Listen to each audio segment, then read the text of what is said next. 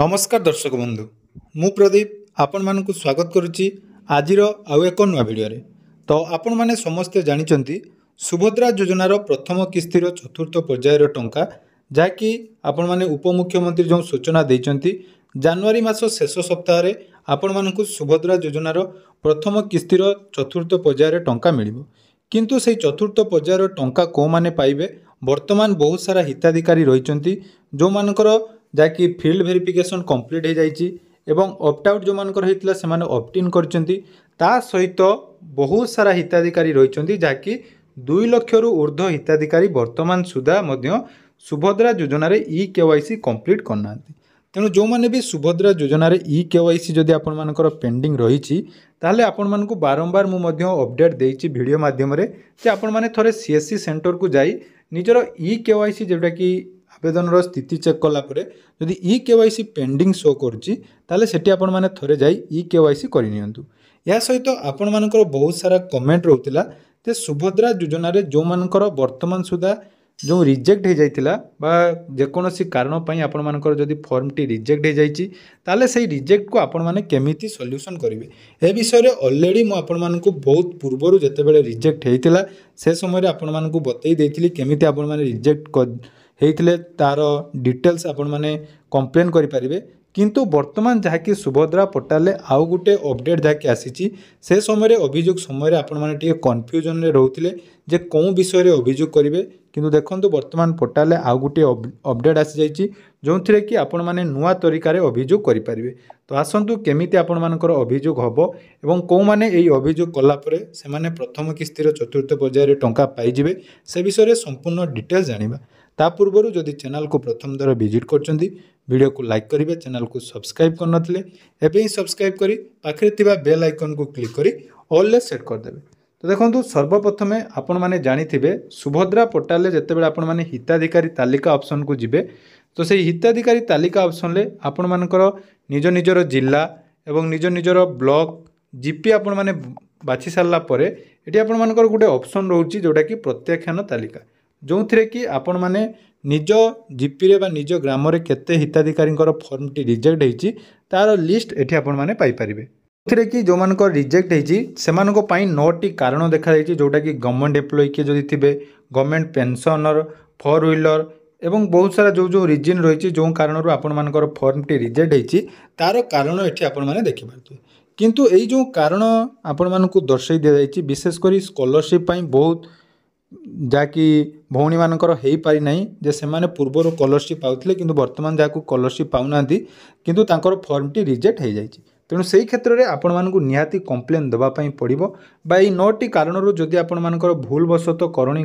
कौनसी गोटे कारण फॉर्म टी रिजेक्ट हो जाइछि ताले वर्तमान आपण मानकु जाकि अभियोग करिवार ऑप्शन टी पूरा नुआ तरीका रे आपण मानकर अभियोग ऑप्शन आसी सेथिरे मध्य सामान्य परिवर्तन करा जाइछि जोंथिरे जो मानकर टंका आसी नाही से माने मध्य अभियोग करि पारिबे। आसंतु सेटा केमिति होबो से विषय मध्य म आपण मानकु डिटेल्स बतै दे। तो जो मानकर फॉर्म टी रिजेक्ट होती सर्वप्रथम आपण माने कोन करिवे देखंतु आपण मानकर जो आवेदन स्थिति रही तो से आवेदन स्थिति ऑप्शन ले आपण माने क्लिक करिवे। आवेदन स्थिति ऑप्शन ले क्लिक कला परे एठी आपण मानकर निजर आधार नंबर एवं ओटीपी बेस रे आपण मानकर वेरिफिकेशन कला परे आपण मानकर जाकी फॉर्म रो डिटेल्स आसीबो। तो से फॉर्म रो डिटेल्स रे जदी आपण मानकर देखंतु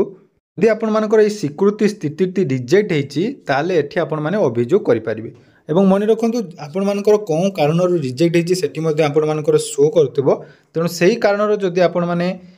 सठिक भाव में निजको भेरीफाई कला परे अर्थात आपण माने जदि भूलवशत जो कारण आपण मानकु दिया जाइछि ताहा अनुसार आपण माने योग्य किंतु आपण मानकर रिजेक्ट हो जाइछि ताहाले जाई आपण माने कंप्लेन दे पारिबे। तेणु कंप्लेन दबा आगरु आपण माने सर्वप्रथम देखंतु आपण मानकर जो डाटा आपण माने देबे सेटा ठीक होइतिबा निहाती आवश्यक। तो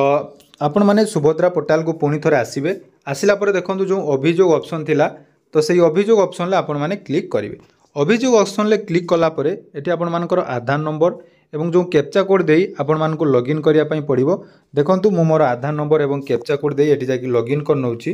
एवं लॉगिन कर साला परे आपण मानकर कोन रहिछि देखंतु एठी आपण मानकर डाटा सब आसी जाउतबो जेमिति कि आपण मानकर सब डिटेल्स जेमिति कि मोबाइल नंबर एवं ग्राम पंचायत निजर नाम निजर स्वामी बा बापांकर नाम आसी जाइतिबो तापर देखंतु एठी गोटे ऑप्शन रही आपण कौन करने चाहते अर्थात अभियोग करने चाहते ना अभियोगर स्थिति जांच करने चाहते। तो जदि आपण मैंने अभियोग करने चाहते ताले अभियोग दाखल करने ऑप्शन क्लिक करेंगे। तापर रही निज सपक्ष जोटा कि आपर जब ऑप्शन टी आस निज सपक्ष प्रथम थर पर जब आपण अभियोग करुवे ताले निज सपक्ष आसो नहले आपर जहाँकि ऑप्शन टी जब पूर्वर आपण मैंने अभियोग करेंगे ताहले आपण मानकर ये ऑप्शन टी शो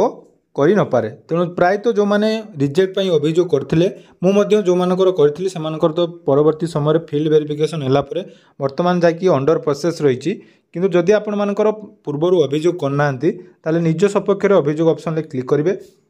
एटी आपण मानकर जाकी डिटेल्स आसीजो जेमिति कि आपण मानकर आवेदन संख्या एवं महिलांकर जांकर नाम आवेदन होइछि तांको ना आसीजिवो। तापर देखंतु एईटा गुटे नुआ ऑप्शन आछि जोटा कि आपण मानकर कन्फ्यूजन होउतला जे आपण माने कोन लिखिबे देखंतु एवं बा कोन पई अभियोग करिवे। देखंतु अभियोगर प्रकार देखंतु एटी रहिछि चारि प्रकार रहिछि। गुटिए रहिछि देखंतु आवेदन दाखल करिवार आपण माने 5 प्रकार रहिछि। गोटे रही आवेदन दाखल करने को असमर्थ अर्थात आपण मैंने फॉर्म एप्लाई करना। द्वितीय रही आवेदन स्थिति अपडेट है ना जोटा कि आपण मानकर जदि अंडर प्रोसेस रही आपण मानकर किछि जदि शो करना आवेदन स्थिति जोटा कि आपण मानकर अंडर प्रोसेस रही ताले एठी आपण माने एथिरे कंप्लेन करि पारिबे। तापर आवेदन विवरणी जदि भूल अच्छी आवेदन करबा समय जदि कोनोसी भूल कर दैछंती बा तापर देखंतु ऑप्शन टी रही मन रखंतु भूल भाव में गोटे देखंतु ऑप्शन गोटे रही भूल भाव में अयोग्य बा प्रत्याख्यान चिन्हट करा जायछि एवं प्रत्याख्यान विरोध में आपण माने आवेदन कर चाहते मन रखु जो मान रिजेक्ट होती से यही ऑप्शन ले आपण माने क्लिक करेंगे। ता सहित एपर्यंत सुविधा जो मैंने पाई ना अर्थात सुभद्रा योजना पाई ना से चाहिए एपर्यंत सुविधा ऑप्शन ले क्लिक करेंगे बा आपण माने एठी कंप्लेन दे पारिबे। तेणु जो मैंने रिजेक्ट होती से देखो ये 4 नंबर ऑप्शन एवं जो मैंने टंका पाई ना से पारे और जार स्थिति अपडेट है ना से कंप्लेन दे पारे। तो ये ऑप्शन ले क्लिक कला परे देखो ये गोटे आपको दस्तावेज दिज्व बोली कहुई दो दस्तावेज आपण मानक पीडीएफ फॉर्मेट रे देबे एवं सेठी आपण मानकर कोन रहइबो ना निजर आधार कार्ड रहइबो एवं आधार कार्ड सहित जो प्रथम जो आपण माने स्क्रीनशॉट टी नैथिबे आपण मानकर आवेदन स्थिति जोटा चेक कला पर स्क्रीनशॉट टी नैथिबे रिजेक्ट रो कारण सेठी आपण माने देबे। ता सहित देखंतु एठी गुटे रहिछि 25 अक्षर रे 25 टी अक्षर रे टिप्पणी प्रवेश करंतु जोटा कि आपण मानक मोटे पीडीएफ टेलीग्राम चैनल रे जॉइन हला पर देई देबी। सेठी आपण मानक केवल लिखबार अछि जे मु एलिजिबल अच्छी किंतु मोर भूलवशत जहाँकि रिजेक्ट हो जाइए बा आपड़ जदि स्कॉलरशिप पाऊना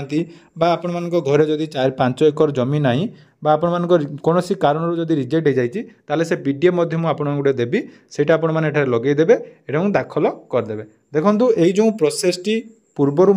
अभियोगटा होउथिला किंतु वर्तमान आपण मानक अभियोगर प्रोसेस टी स्लो कर दिया बा आपण माने जेमिति जानि पारिबे। तेणु आपण मानक बहुत भाव में सुंदर भाव में अभियोग करहब जो मैंने भी टंका पाई ना रिजेक्ट हो जाइए से वर्तमान जहाँकि अभियोग करेंगे। तेणु यह थिला सुभद्रा योजना को नहीं नुआ अपडेट जो मैंने भी वर्तमान सुधा कंप्लेन करना जहाँ भी प्रोब्लेम रही आपण माने जल्दी जाकि शेष कर दिंतु कारण आग सप्ताह जहाँकि नहले ता परवर्ती सप्ताह मात्र 8 ରୁ 10 दिन मध्य आपण मानक सुभद्रा योजनार टंका मिल जिवो।